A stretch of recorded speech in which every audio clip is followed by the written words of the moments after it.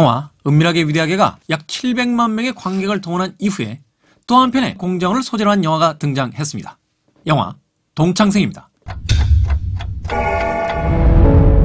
너하고 네 동생 리에인이 여기서 살아나갈 수 있는 방법 딱 한 가지 돼.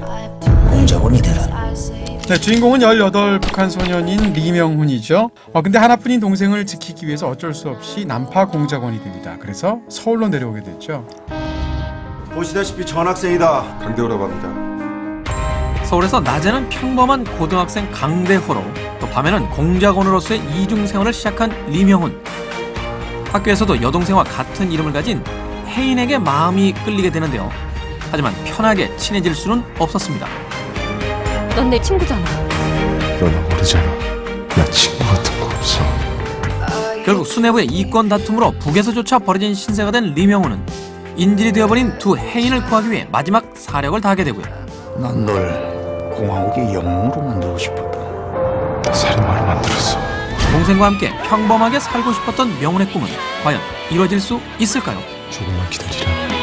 오빠가 꼭 데리러 갈게. 영화 동창생입니다. 공작원을 소재로 다루고 있는 영화가 꽤 많이 제작이 되고 있습니다. 네.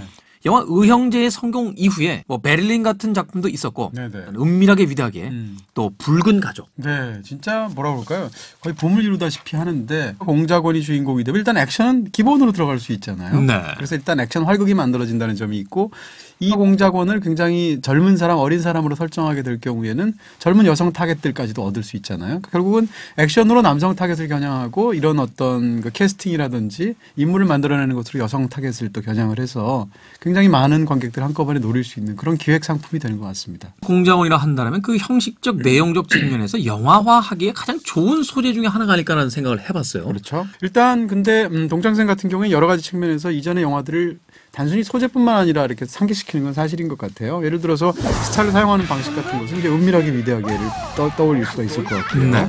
극 중의 상황을 보면 이제 의형제랑 굉장히 비슷하고 김정일 사후에 북한의 어떤 내분을 다루고 있다는 측면에서 보면 또 베를린하고 굉장히 비슷한 그런 설정 위에 토대하고 있죠. 역시 이 영화의 그래도 가장 핵심이라고 한다면 원톱으로서 영화의 주연을 맡고 있는 그렇습니다. 바로 T.O.P.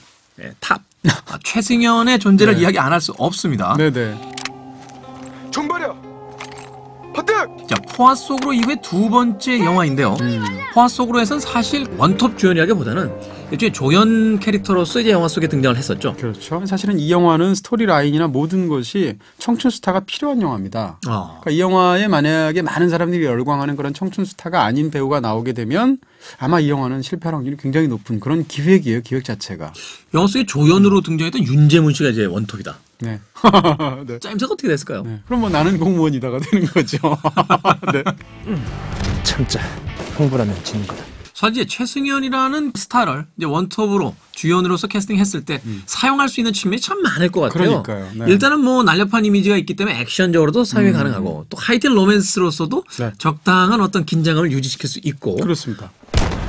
예를 들어서 영화 속에서 교복을 입고 나옵니다. 네, 교복에 대한 또 판타지가 있죠. 관객들의. 그렇죠. 항상 과묵합니다. 그러니까 뭔가 좀 신비스러운 분위기도 있어요. 저도 학기 초에는 가끔 그렇게 앉아봤어요. 이틀을 못 가. 왜요? 떠들고. 그리고 시간이 나면 그 학교에 있는 악기실로 가가지고 피아노를 연주합니다. 요독 수용소 출신인데 언제 다 배웠는지는 알 수 없으나 요독 수용소가 혹시 그 특수 교육을 시키는 공작원 그 공작소가 아닌가? 네. 실제로 단순히 이런 스토리상의 설정뿐만이 아닙니다. 예를 들어서 극 중에서 보게 되면 조명 방식이라든지 카메라 앵글도 그래요. 그 카메라가 이제 인물을 잡을 때 클로즈업으로 잡을 때 거의 정면에 가깝게 쳐다보게 되고요. 광원을 한쪽 측면에 배치를 하죠. 그래서 한쪽은 어둠에 묻혀져 있고 한쪽은 밝음에 노출이 되어 있는 방식으로. 심지어 울 때도 네. 얼굴 표정 없습니다. 눈물만 흘러냅니다. 눈물만 쫙. 네. 나 그렇게 울어봤습니다. 네.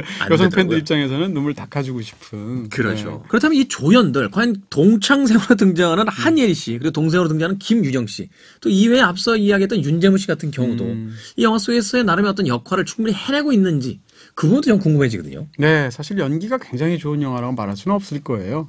그럼에도 불구하고 영화 속에서 예를 들어서 한예리 씨 같은 경우에는 지금 20대 여배우들 중에서 가장 감정 표현이 좋은 배우 중에 한 명이거든요. 코리아 같은 데서 상당히 잘했잖아요. 네. 그 또 한 명은 이제 포장마차의 주인으로 나오신 고정 간첩 중에서 약간 카리스마 있으신 이주실 씨 같은 경우에도 네, 그 맡겨진 역할을 뭐 물론 굉장히 장르적이지만 잘 해냈다고 보여주죠. 내래 3년 만에 받은 지령이 뭔지 아네? 니는 밥 처먹이라는 거지 뭐이가. 그러면서 좀 아쉬운 건 동생 역할인 김희정 씨였던 것 같아요. 그 연기적인 측면도 좀 아쉬운 부분이 있었습니다만 일단은 포스터에 등장했을 때는 거의 투톱 영화처럼 보였었는데 영화 속에서 비중이 거의 없잖아요. 영화적인 모든 그런 방법들이나 수사나 이런 것들이 다 사실은 한 명한테만 집중되어 있는 영화이기 때문에 다른 배우들이 사실 빛을 보기에는 좀 어려운 그런 구도 영화가 아니었을까 싶기도 하고요. 이 영화의 성공과 실패를 양분해서 얘기할 수 있을 것 같은데요. 너무나 명확해 보여요. 전반적으로 가장 큰 단점은 당연히 진부함이죠. 스토리가 너무 진부하고 만들어진 캐릭터가 너무 진부해서 영화에서 이 인물이 어떻게 행동을 하다가 어떤 결말을 맞게 될지는 너무 상상이 잘 돼요. 강재휘 감독의 영화였던 쉬리에서 이방희 캐릭터로 나왔던 김윤준 씨의 역할 자체도 네네. 남북 사이에서 낀 비극적인 인물에 대한 이야기를 충분히 다 풀어냈기 때문에 옷차림만 교복으로 갈아입었다고 해서 과연 이것이 신선한 소재가 될 수 있을 것이냐라는 측면에서 사실 많은 의문을 갖게 되는 것 같습니다. 그럼에도 불구하고 이 영화가 어떤 대중영화로서 확실한 장점을 갖고 있는 영화인 건 사실인 것 같아요. 예를 들면 액션입니다. 상대방의 그 짬좀 되어 있는 아이가 주먹을 내지를 때 똑같이 주먹으로끼리 부딪혀가지고 상대방을 박살을 내는 장면이라든지 이런 부분들은 재밌는 장면들이죠. 저는 가장 인상적이었던 게 왜 맥주캔 집어던지면 이렇게 칼로 탁 빠는 장면이 있죠. 그러니까요. 그런 장면들은 굉장히 어떤 창조적인 장면인 것 같고 또한 굉장히 스타일리시한 장면이어서 한 장면으로서는 굉장히 영화 속에서 잘 기능했다라고 또 생각이 되던데. 신선해 보이죠. 그리고 무엇보다도 굉장히 리드미컬하게 영화 속에 들어가 있어서 즐길 만한 그런 오락영화 장면이 됐습니다. 자, 영화적으로 본다라면 굉장히 어떤 팬시한 기획 또 대중들을 가장 정확하게 알고 있는 듯한 캐스팅 그 외형적인 측면에 비해서 내용적인 측면에서 조금 아쉬움이 있었다는 것이 어쩔 수 없는 이 영화에 대한 어떤 완성도에 대한 저희들의 어떤 아쉬움이 아닐까 하는 또 생각을 해봅니다. 그렇습니다. 자, 그렇다면 이 영화에 대한 별점과 한 줄정리 만나봅니다. 이 영화에 대한 제 별점은 2개의 반입니다. 2개 반? 네. 댓글 또한 1000개 달죠. 네. 저 댓글 먹고 살아요. 아이돌 스타 활용법 사전. 주연 배우만 바뀐 예전 영화. 진짜 이건 뭐 댓글 2000개 달릴 것 같은데요? 난 별점 안 줬어요. 네. 별점